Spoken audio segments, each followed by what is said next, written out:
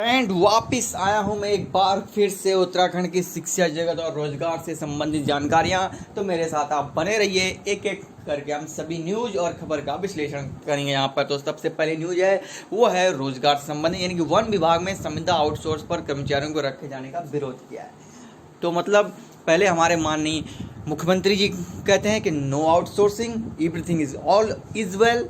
अब ये वन विभाग वाले कहते हैं कि वन विभाग के कर्मचारियों ने संविदा पर आउटसोर्सिंग पर कर्मचारी रखने का विरोध किया है। उनका कहना है कि फॉरेस्ट गार्ड या उनसे नीचे कर्मचारी को संविदा या आउटसोर्स पर जितना ही वेतन मिलता है, सहायक वन कर्मचारी संघ इसका विरोध कर रहा है, निजीकरण का। तो भाई साहब, आउटसोर्सिंग पर कर्मचारी रखने के आदेश दिए गए थे, लेकिन इन कर्मियों को लगभग स्थायी समान वेतन मिलता है, इसीलिए इनका कहना है कि ये फिजूल खर्ची है, तो इसको रोकना चाहिए। तो भाई साहब, अगर आप इस तरह से अपने ही लोगों का विरोध करेंगे, अपने ही समाज में अपने ही चित परिचित लोगों का विरोध करेंगे, तो कैसे चलेगा।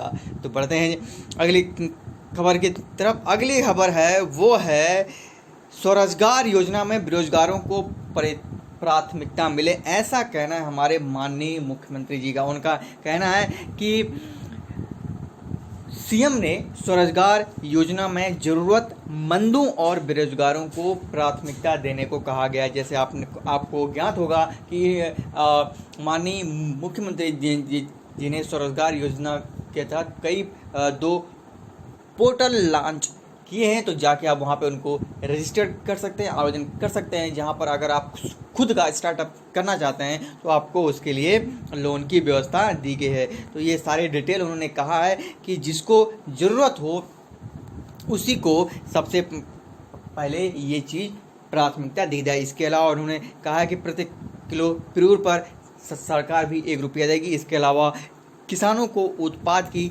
बिक्री बढ़ाने को कहा गया है। उसके अलावा 283 सोलर प्रोजेक्ट का भी आवंटन करने को कहा गया है। तो काफ़ी जो चीज़ें हैं वो सरकार बैक टू बैक कर रही है। होप सो कि जो हमारे जो लोग वापस आए हैं वो स्वरोजगार के तहत रोजगार में लग जाएं। तो अगली न्यूज़ है कि उत्तराखंड में फिलहाल घर से ही चलेंगी पढ़ाई, लेकिन इनका कहना है कि जैसे कोविड के केसेस दिन पर दिन बढ़ते जा रहे हैं, तो ये कहना है कि 12वीं के लिए वैकल्पिक कोर्स एनसीईआरटी ने वैसे जारी कर दिया है। इसके अलावा जो एजुकेशन सिस्टम होगा, फ़िलहाल जो स्कूल्स रीओपनिंग है वो जुलाई में होने वाली थी, लेकिन उसको कैंसिल करके अगस्त में करने की योजना बनाई जा रही है। इसीलिए फ़िलहाल अब पढ़ाइयाँ घर पे ही होंगी, ऐसा कहना है। राज्य स्तर पर ADSCIT एवं विशेषज्ञ पाठ्यक्रमों को संशोधित करके जिलों को देंगे, ताकि वो व्हाट्सएप और अन्य माध्यमों से पढ़ाई को जारी रखें। तो जो अगली न्यूज़ की तरफ हम चलते हैं कि अब घर पर ही कापियां जांचेंगे शिक्षक, यानी कि श्री देव सिंह सुमन उत्तराखंड विश्वविद्यालय ने कोविड को देखते हुए मूल्यांकन के लिए जो विषम सेमेस्टर की परीक्षाओं के लिए जो मूल्यांकन कापियां थीं, उनको अब वो घर पर ही चेक करेंगे, ऐसा इनका कहना है आचार्य जी का।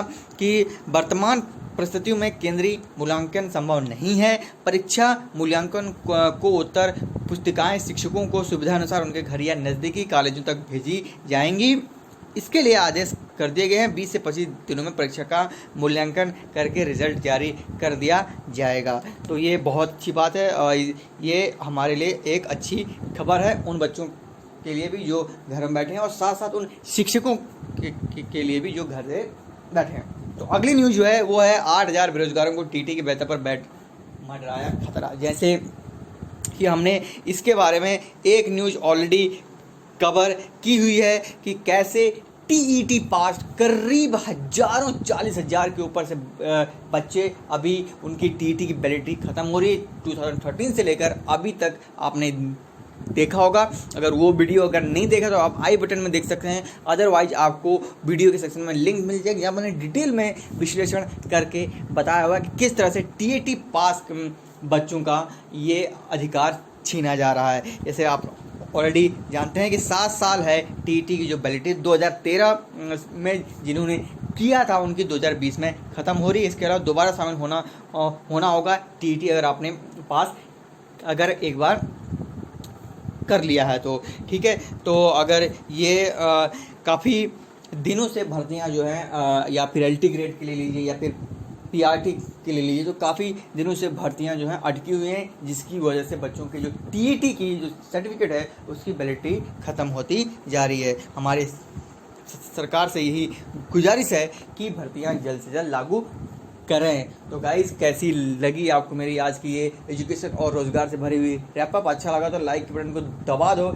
और मुझे इंस्टाग्राम, ट्विटर पर भी फॉलो कर सकते हो, जिसका लिंक डिस्क्रिप्शन बॉक्स में दिया हुआ है।